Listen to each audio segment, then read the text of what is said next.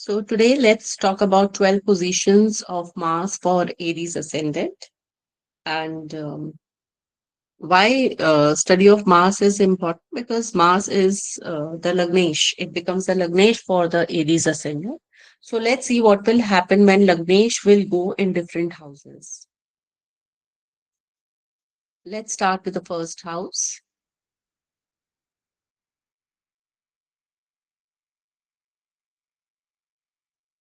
So it's a Aries ascendant chart.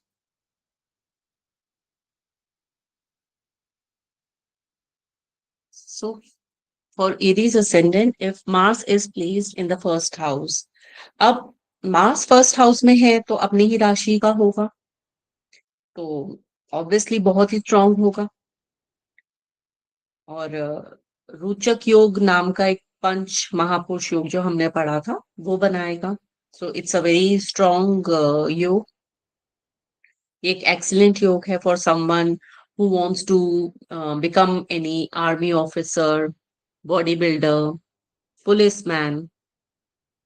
एक बहुत ही strong personality देता है और पॉजिटिव एस्पेक्ट्स हैं कि वो इंसान को बहुत अच्छी हेल्थ देगा, हार्ड वर्किंग होगा, हिम्मती होगा, एम्बिशियस होगा।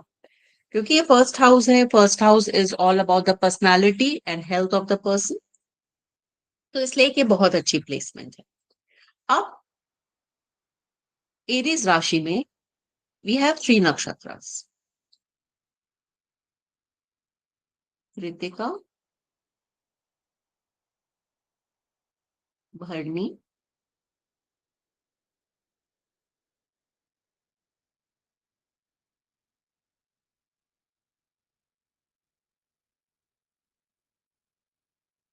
अश्विनी, भरणी, कृतिका। अश्विनी के 4 चरण, भरणी के 4 चरण एंड कृतिका के 1 चरण। अब ये 3 नक्षत्र एरीज राशि में आते हैं। जब इस नक्षत्र में मास होगा तो उस नक्षत्र के, जैसे अगर वो अश्विनी में है या भरणी में है, उस नक्षत्र के करेक्टरिस्टिक उस व्यक्ति में भी होंगे। एक बहुत केयरफ्री एटीट्यूड होगा, फिजिकली बहुत एक्टिव होगा, इजिली थकेगा नहीं वो। Mars is the karaka of bhumi, so he would love to invest in real estate. Property बहुत अच्छे बना पाएंगे वो लाइफ में, अगर फोर्थ हाउस, फोर्थ लॉर्ड भी स्ट्रांग है। They will be very good leaders, they can be hotel managers, good entrepreneurs. तो ये तो थी कुछ पॉजिटिव एस्पेक्ट्स। अब नेगेटिव एस्पेक्ट्स क्या होंगे if Mars is in Ashwini. Ashwini के 4th चरण में अगर मंगल है तो वो नवांश में नीच का हो जाएगा। तो इससे क्या होगा, जो पर्सनालिटी होगी इसकी बहुत इनडिसाइसिव सी हो जाएगी। He will over think a lot. जीवन में तो एक आपको दिखा कि बहुत अच्छी पोजीशन में मंगल अपना मूल त्रिकोण के होकर बैठा हुआ है, लेकिन अश्विनी के अगर वो 4th चरण में है तो वो नवांश में जाके नीच का हो गया, डेबिलिटेटेड हो गया, तो वीक हो गया ये मंगल। तो जैसे हमें पता है कि असली जो स्ट्रेंथ होती है प्लैनेट्स की वो आपको नवांश से पता चलती है, तो बहुत जल्दी वो पैनिक करेगा, अपने एंगर को कंट्रोल नहीं कर पाएगा, suddenly they will become violent, they will act first and think later. और अगर इसके साथ कोई मेलेफिक ग्रह आ जाता है, like let's say Rahu is sitting with this Mars, तो बिकॉज फेस, फर्स्ट हाउस जो है वो बॉडी पार्ट में फेस को भी दिखाता है, तो फेस पे रैशेस हो सकते हैं, बॉयल्स हो सकते हैं। अगर मंगल के साथ शनि आ जाते हैं तो शनि तो नीच के हो गए यहाँ पर। फॉर एरीज असेंडेंट अगर शनि लगन में बैठे हैं तो it can give some chronic problems of acne on face. Mars जब लगन में होगा तो पित्त से रिलेटेड प्रॉब्लम दे सकता है, short temperedness, argumentative, these are the negative traits. And because it is the 8th lord also, तो and it is aspecting the seventh house, so they can get into some illicit relationships. लेकिन ये तभी होगा अगर आपका seventh lord weak है. And अगर affliction में है ये Mangal, they can be at times they can be greedy also. But अगर कहीं बेनिफिक प्लैनेट का एसोसिएशन आ जाती है, like if Jupiter is here, then things will be different, they will be better. Now, when Mars goes in the second house, that is the Taurus राशि. अब taurus sign में मंगल है. अब taurus sign में आपके 3 नक्षत्र कौन से आते हैं? कृतिका,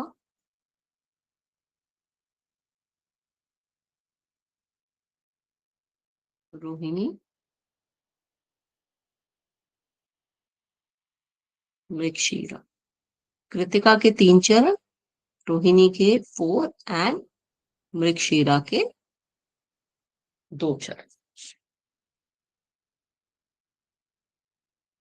अब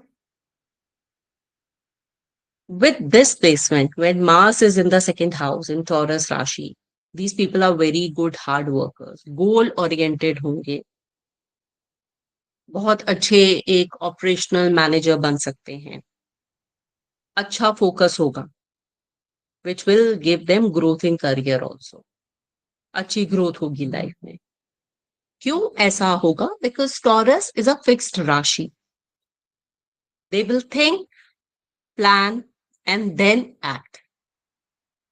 अब अगर देखा जाए तो जो एरीज नेटिव्स होते हैं, अगर उनकी हम बात करें तो उनमें थोड़ी पेशेंस कम होती है. They take action without thinking. But अब मंगल जो है वो टॉरस राशि में है, जो कि एक फिक्स्ड साइन है, पृथ्वी पृथ्वी तत्व है, अर्थ एलिमेंट है. So they can have good income. Income किस में? बिकॉज इट इज अ भूमि कारक, so they can have good income in real estate business, stock trading.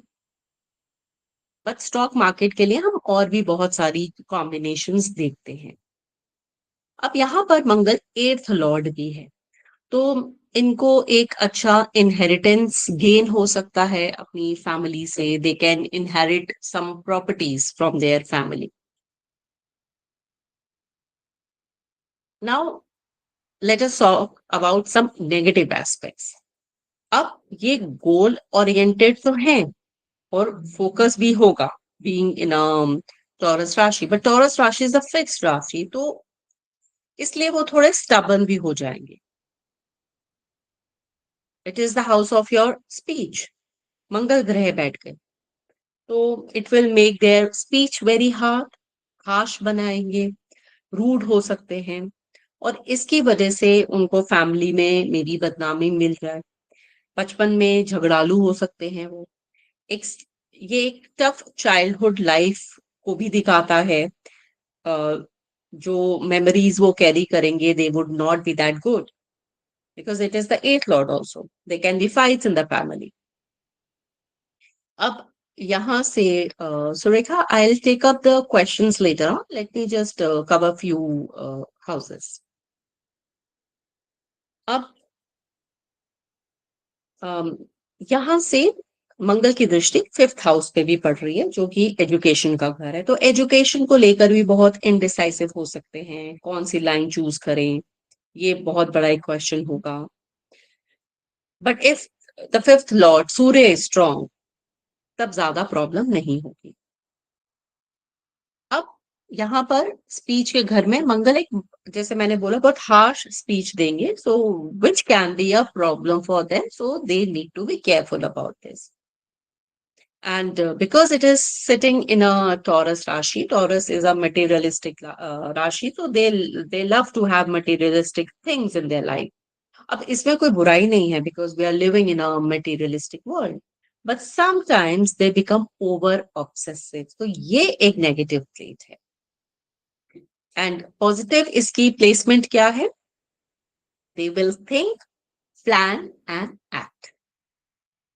Now, Mars in the 3rd house.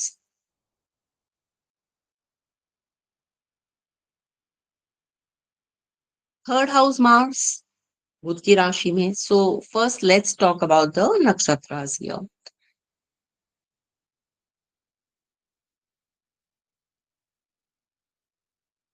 Mrigashira, Ardra, Punarvasu. Mrigashira 2 नक्षत्र, दो पद आ गए मृगशीरा के. आद्रा के 4 पद आ गए और पुनर्वसु के 3. So these 3 nakshatras will fall in Gemini राशि. अब जब यही मंगल पुनर्वसु के 3rd पद में है, 3rd चरण में है, तो ये बहुत स्ट्रॉन्ग पोजीशन है मंगल की, क्योंकि यहाँ पे मंगल वर्गोत्तम हो जाएंगे. So that is a very good position.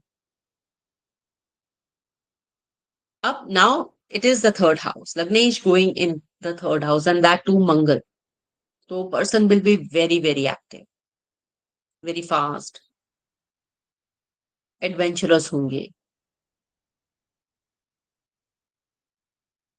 He will be very humorous, witty because बुध की राशि है. They will have very strong arms क्योंकि 3rd house जो है वो शोल्डर बोन्स को भी रिप्रेजेंट करता है.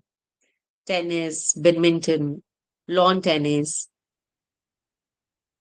इसको खेलने में, ये वाली गेम्स को खेलने में, anything to do with your hands, उसमें बहुत स्ट्रांग होंगे. Mars is the significator for the 3rd house. और इस घर में होने से व्यक्ति को बहुत साहसी भी बनाता है. This is the house of communication. तो अब कम्युनिकेशन जो है, it will be very very straight forward, blunt, sharp. They are very very fast in communicating. They will be very good orators, good motivational speakers they can become. So never forget the basic nature of a planet. जिस भी आप planet को decode कर रहे हो, उसका basic nature मत भूलो. Be it any planet, मतलब वो कहीं का भी लॉर्ड है, पहले उसके नेचुरल सिग्निफिकेंस देखो कि उनका नेचुरल, उनके करेक्टरिस्टिक्स का क्या है. They are self made people. ये दूसरों को कभी रेप्लिकेट नहीं करेंगे, अपने से ही सारा काम करेंगे. Even if they fail, they will try to do it again. 3rd house में है, शॉर्ट डिस्टेंस ट्रेवल्स बहुत होंगे, एडवेंचरस जर्नीज उनको बहुत अच्छी लगेगी. एडवेंचरस इसलिए क्योंकि एक एग्रेसिव प्लैनेट मंगल 3rd हाउस में है. नाउ विद दिस, अब वो बुध की राशि में है, ठीक है. तो अब अगर बुध भी हॉरोस्कोप में कहीं अच्छे स्थान में बैठा है, it is well placed and it is the 6th Lord also, तो ये लोग हाई पोस्ट के लिए एग्जामिनेशन भी क्लियर कर सकते हैं, because 6th house is the house of competition. वो डिफेंस में या पुलिस सर्विस में भी जा सकते हैं, क्योंकि Mars would be expecting the 9th house and the 10th house from here. And other professions would be they can be in industries of automobiles, engineering, doctors, good sportsmen. They will be good in martial arts.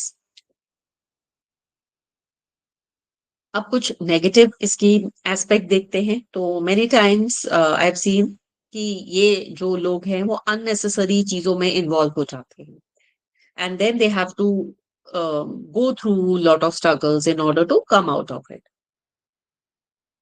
And 3rd house हमारी friendship का भी है, so they get into lot of friendships without seeing the base, so they should be careful about that.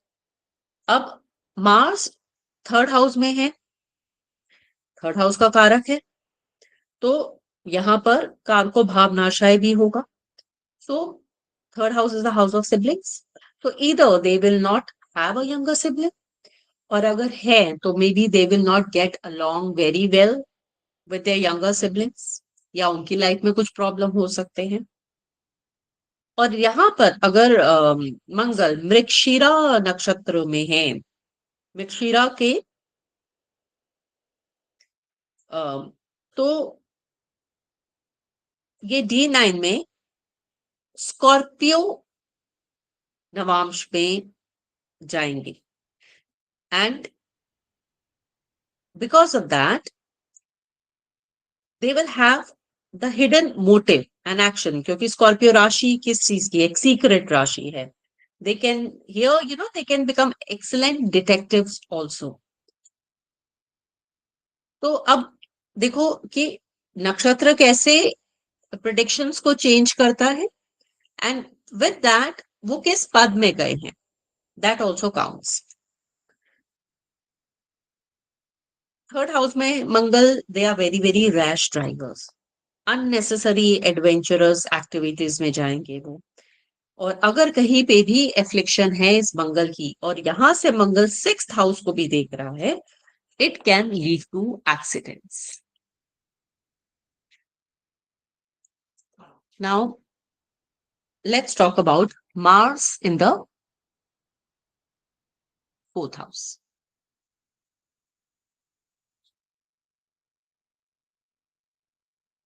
अब Mars की placement अगर fourth house में बात करें, सी लग्नेश going in the fourth house is a good placement. But now लग्नेश here is Mars, and Mars is not very comfortable in the fourth house. It is considered good in third house, sixth house, 10th house, 11th house. Mars के लिए fourth house, he is not happy. लेकिन जो मंगल है वो भूमि कारक है, तो जब मंगल फोर्थ हाउस में होगा तो व्यक्ति को इंटरेस्ट होगा रियल एस्टेट बिजनेस में, आर्किटेक्चर में, वास्तु में.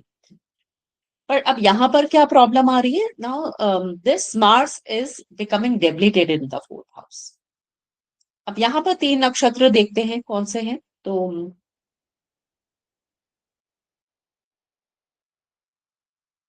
पुनर्वासु,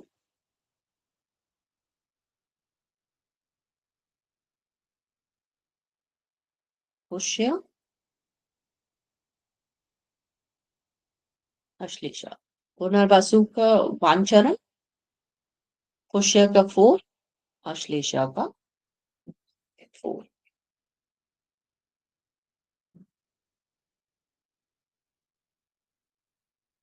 तो अब जब मंगल अश्लेषा के दूसरे पद में जाएगा तो वहां पर वो नवांश में जाके उच्च का हो जाएगा. तो ये एक पॉजिटिव पॉइंट है. सो ऑल्दो यहाँ पर दिख रहा है कि मार्स इज वीक, लेकिन नवांश में जाके वो उच्च का हो रहा है, तो नीच भंग हो रहा है. So in this case person will get very good properties. अपने आप को ये इंसान बहुत अच्छा एस्टैब्लिश करने की सोचेगा. They will have an interest to get into business rather than jobs. But then for this we have to see the 10th lord also. अब नेगेटिव पॉइंट्स इसमें क्या हो सकते हैं कि अगर यही मंगल पुनर्वसु के फोर्थ चरण में है तो वो D9 में भी जाके नीच के हो जाएंगे, तो ये मंगल अब वीक हो गया. सो सम पीपल से कि वर्गोत्तम है तो प्लैनेट इज स्ट्रॉन्ग, नहीं, यहां पर ये डबल डेबिलिटेटेड हो गया. So now this Mars has become very weak. So see how the nakshatras are playing the role. So there can be break in education, unrest and unhappiness in the family. घर में बहुत से झगड़े होंगे, arguments होंगे, personality भी frustrated सी रहेगी. Fourth house is the house of vehicles, तो अब लग्नेश फोर्थ हाउस में डेबिलिटेटेड. अब ये एट्थ लॉर्ड भी है, तो ये व्हीकल से एक्सीडेंट्स भी दे सकता है. So one should be careful during its दशा period.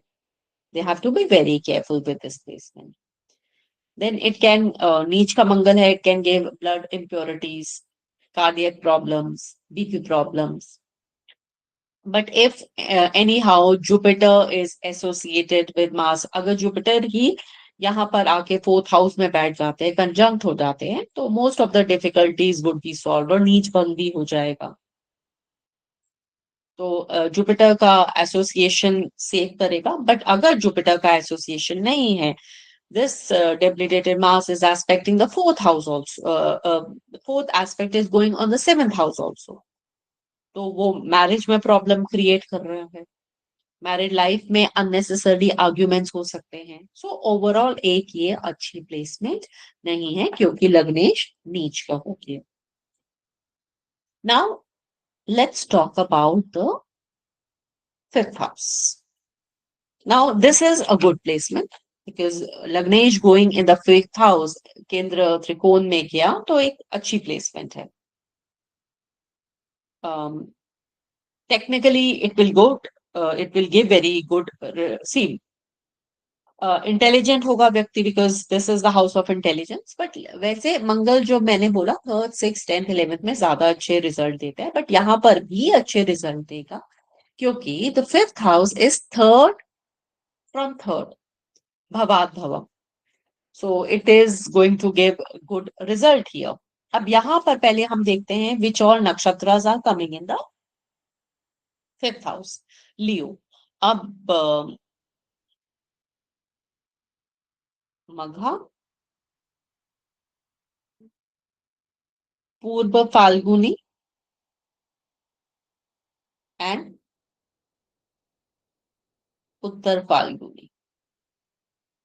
So four padas of Magha, Purva Phalguni के फोर चरण एंड उत्तर फाल्गुनी का एक चरण.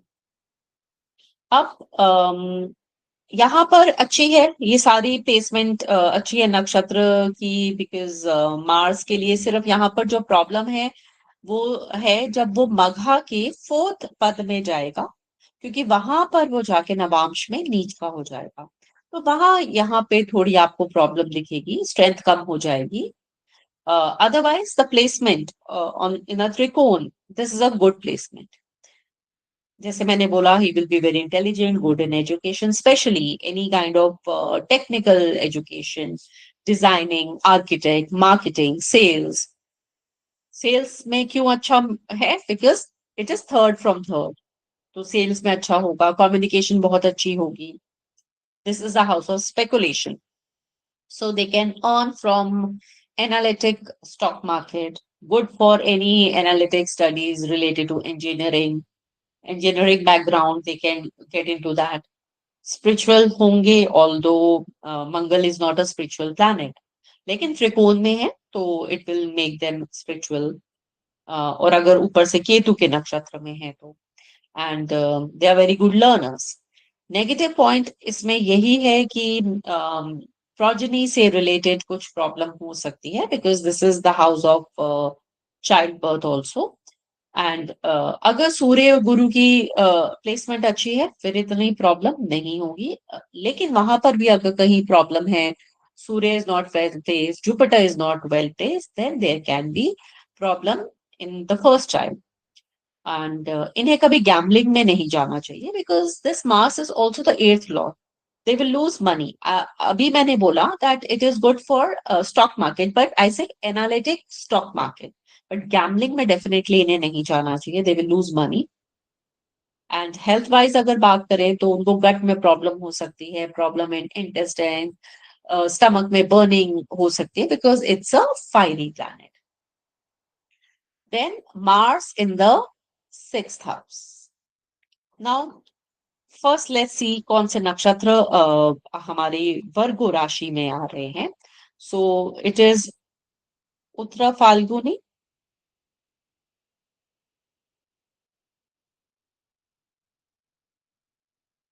हस्ता एंड चित्र.